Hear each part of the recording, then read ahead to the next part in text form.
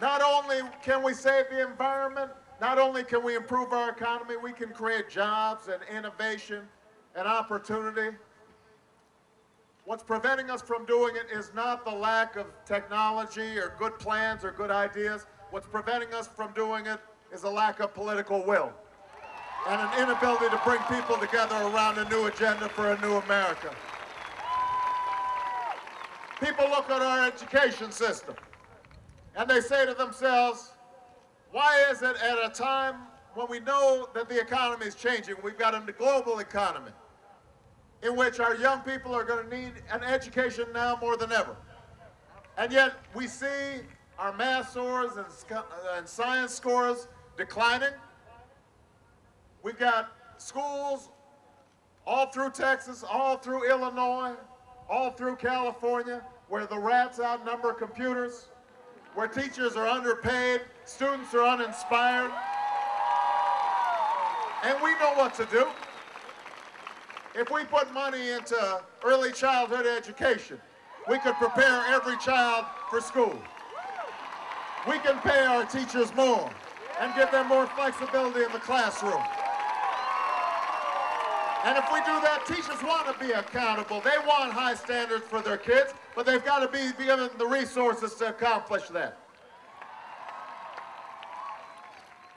And at a time where every young person in America knows they need skills, why would we make it harder for kids to go to college? Why would we raise interest rates on student loans? Why wouldn't we bring them down? We know we can do that.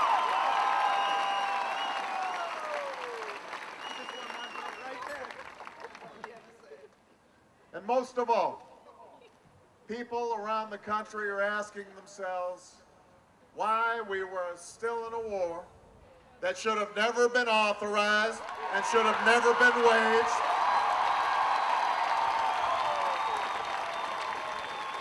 Austin, I am proud of the fact that way back in 2002, I said that this war was a mistake. I said that we should not give open-ended authority to a president because it would lead to an open-ended occupation. And despite the fact that some of us can disagree back then in terms of what we should have done, every single American at this point understands that after having spent $500 billion, after over 3,100 of our most precious resource, young men and women who have courageously gone over there and fulfilled their mission and done everything they had to do, everything that was asked of them, laid out their full measure of devotion. Despite all that, we are actually less safe than we were before this war started. Al-Qaeda is recruiting more terrorists. Afghanistan is slipping and sliding back into chaos. Austin, it is time for us to bring this war to an end.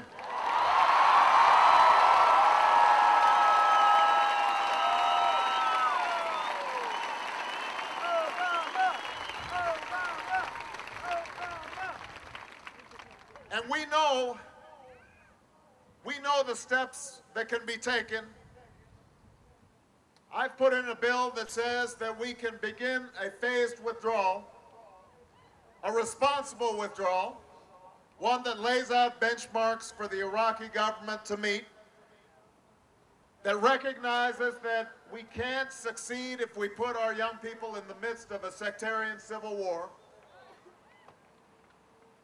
that says that as we apply pressure on the Iraqi people and the Iraqi government to come together around a political accommodation, that we can redouble our diplomatic efforts around the region, that we won't abandon our presence in the region. We will continue to provide logistical support and training and counterterrorism activities in the area.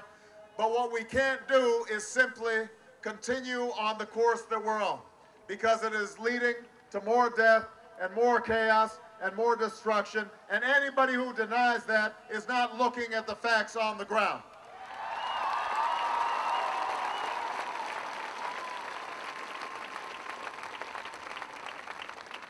We just got a report that Tony Blair, our most stalwart ally in this whole process, when George Bush talks about a coalition, he's basically talking about Tony Blair. And Tony Blair this week announced that they are beginning a phased redeployment because they recognize that we are no longer in a situation in which we can solve the problems of Iraq militarily, that we can only solve them diplomatically and politically, and people have to come together. Now, if Tony Blair can understand that, then why can't George Bush and Dick Cheney understand that?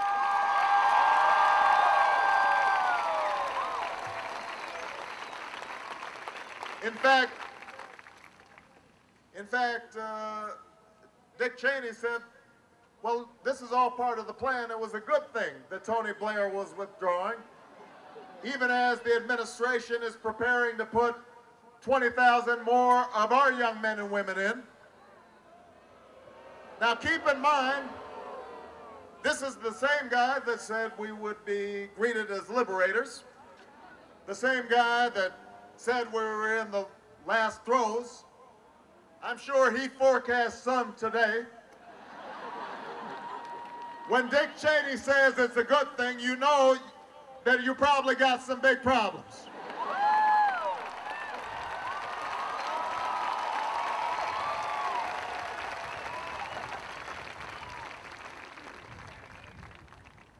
But understand that there's a human toll to this.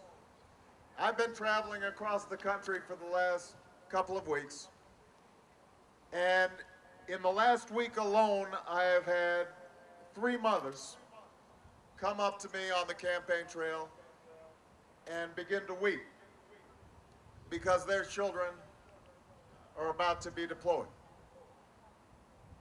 We've got at least 300 Texan lives that have been lost in this war, thousands more who've been injured, maimed, nerves shattered, limbs severed. And those mothers think about that. Those fathers understand that when those young people go over there without a clear sense of mission, that the possibility exists that they may never come home. And now, to make things worse, the same week that Tony Blair announced that he was pulling folks out, the administration announced that 14,000 National Guardsmen and women were going to be deployed there. Too soon to provide them the training they need. Many of them now without the armaments, the body armor, the reinforced Humvees that they need. And that's what those mothers are thinking about. They're thinking about the young man who came to one of my town hall meetings with his wife, 26 years old, had been in a coma for 6 months. An IED had exploded. He had been blinded in both eyes, a scar down the center of his face, unrecognizable to his family, 6 months after the injury, lost the use of one arm. And I remember talking to him, and he was talking about how he's putting his life back together again. And as he spoke, I actually looked at his wife and tried to imagine her trying to deal with the small children that they had and this husband. There's a human cost to this. This is not abstraction. This is not a matter of ideology. This is not a matter of us acting tough. This is a matter of understanding that when we ask our young men and women to sacrifice on our behalf, then we have to make sure that it's based on sound intelligence. We have to make sure that there's a strategy that makes sense. We have to make absolutely sure that the strength of our military is matched with the power of our diplomacy and the power of our alliances. We have failed in doing that. It is time to bring our young men and women home.